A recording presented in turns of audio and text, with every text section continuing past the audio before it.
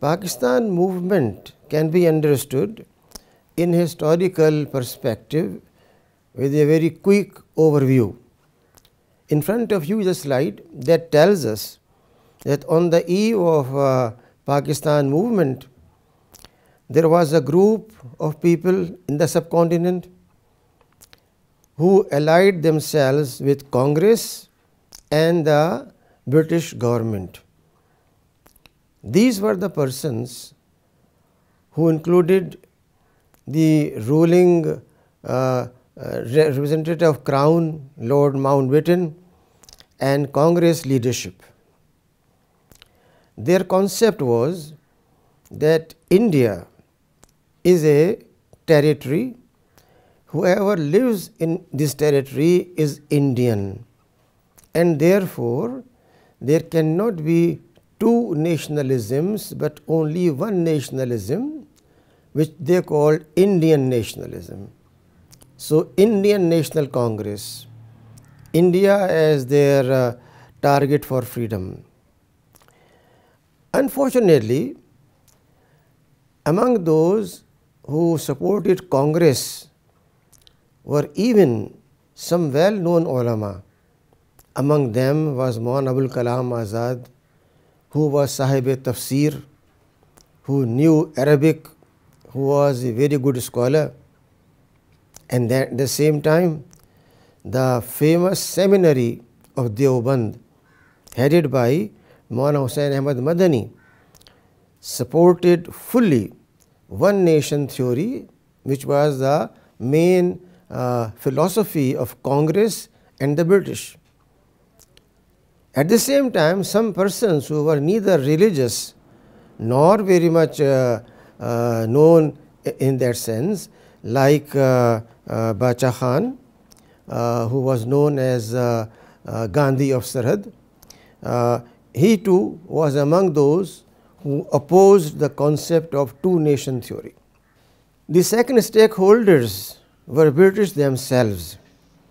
They did not want India to be divided.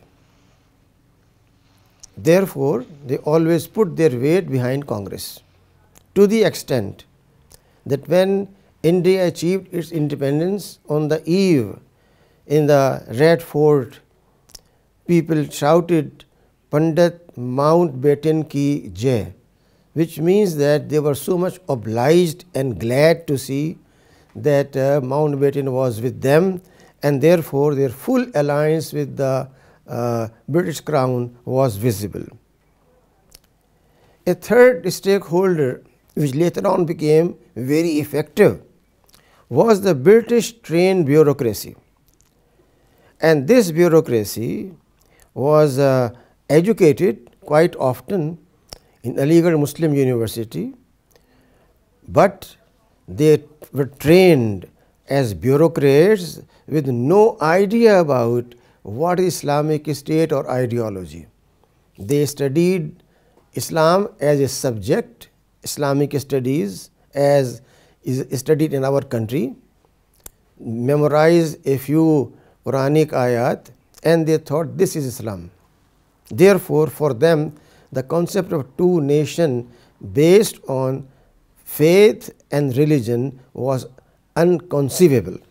Fourth were the section of ulama who, due to their vested interest, made no serious effort to highlight the features of an Islamic state.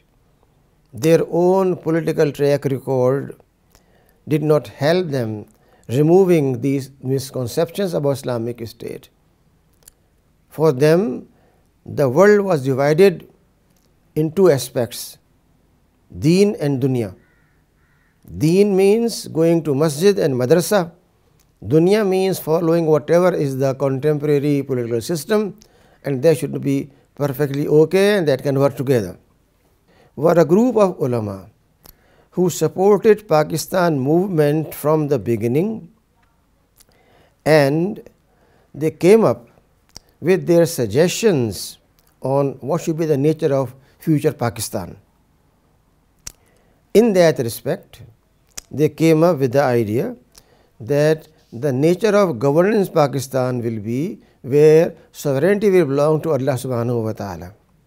Secondly, Sharia shall be the inviolable base of all policies and laws in Pakistan.